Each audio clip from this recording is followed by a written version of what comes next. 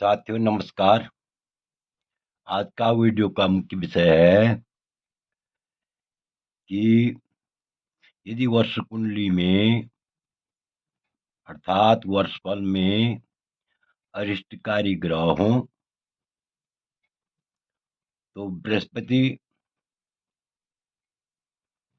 कौन कौन से भावों में होने से सभी अरिष्टों का नाश हो जाता है। कौन कौन से भावों में बृहस्पति के बैठने से सभी अरिष्टों का नाश हो जाता है। ध्यान से देखिए, वर्ष कुंडली में यदि अरिष्टकारी ग्रह हों अनिष्टकारी ग्रह हों तो कौन कौन से भावों में कौन कौन से स्थानों में बैठने से यदि बृहस्पति बैठा हुआ हो तो अरिष्टों का नाश हो जाता है। इस विषय पर हम विस्तार पूर्वक चर्चा करेंगे। इससे पहले मेरा आप लोगों से अनुरोध है कि यदि आपने अभी तक मेरा चैनल सब्सक्राइब नहीं किया तो अवश्य सब्सक्राइब करने का कष्ट करें, वीडियो को लाइक करें, शेयर करें। तो देखिए, बृहस्पति यदि केंद्र त्रिकोण में पाप ग्रह से अदृष्ट हो और शुभ ग्रह से दृष्ट हो। ध्यान से देखिए, बृहस्पति यदि केंद्र या त्रिकोण में बैठा हुआ हो और पाप ग्रह से अदृष्ट हो और शुभ ग्रह से दृष्ट हो तो लग्न मूलतः संबंधी अरिष्टों का नाश करके लग्न मूलतः संबंधी अरिष्टों का क्या हो जाता है, नाश हो जाता है और धन आदि का सुख प्राप्त होता है। धन आदि का क्या होता है, सुख प्राप्त होता है। आगे लिखा हुआ है, सुख स्वामी युतम सद्विदृष्टम स्वकेशो आत्मदम गुरुर्लग्ने तृतीय थी जन्मिष्ठ सौख्यार्थ सुखी। अर्थात यदि सुख स्वामी युतम वर्ष कुंडली में सुख भाव अर्थात चतुर्थ स्थान, यदि चतुर्थ स्थान का स्वामी यदि शुभ ग्रह से दृष्ट हो, किसी भी भाव में बैठा हुआ हो, किसी भी भाव में बैठा हुआ हो तो अत्यंत सुखप्रद होता है, सुख प्राप्त होता है। यद्यपि अन्य स्थानों पर अरिष्टकारी ग्रह बैठे भी हुए हों तब भी अत्यंत सुख की प्राप्ति होती है, यश की वृद्धि होती है। यशो यहाँ पर लिखा है सौख्य यशो अर्थ अर्थदम, यानी सुखकारी होता है।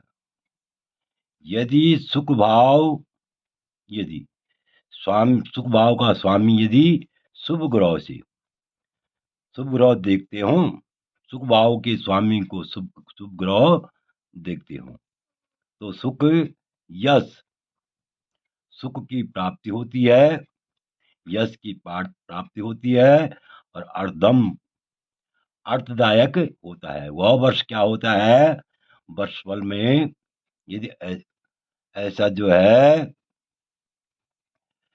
सुख भाव का स्वामी बैठा हुआ हो तो अत्यंत सुखकारी होता है, यश की वृद्धि करने वाला होता है और अर्थदायक होता है।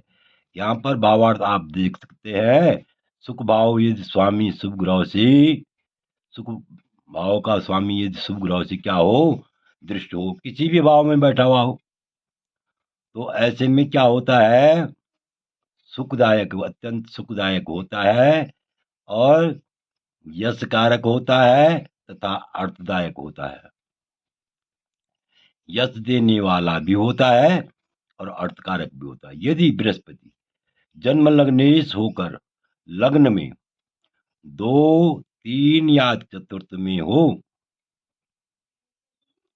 यहाँ पर भी जो है बृहस्पति का जो है, बृहस्पति की महत्ता है कि यदि बृहस्पति जन्म लग्नेश होकर लग्न में या द्वितीय स्थान में या तृतीय स्थान में या चतुर्थ स्थान में बैठा हुआ हो, स्थित हो, तो अत्यंत सुखकारी होता है, सुख देने वाला होता है, सभी सुखों को देने वाला होता है।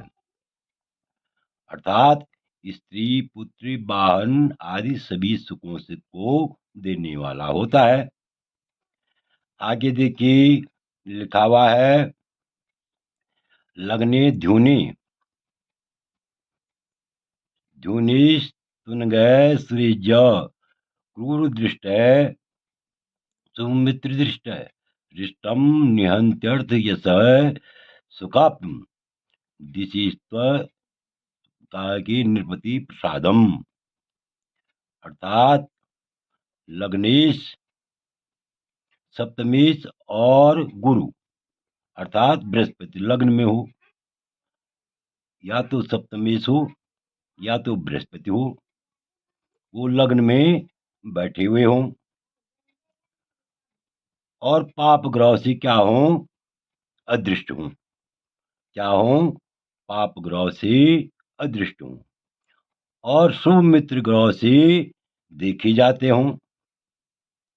तो अपनी दशा में जब वर्षफल में मुद्दा दशा आएगी तो उस मुद्दा दशा में अरिष्टों का नाश होता है और सुख की प्राप्ति होती है और राजा की कृपा भी कराता है, अर्थात राजपक्ष से लाभ की प्राप्ति भी होती है।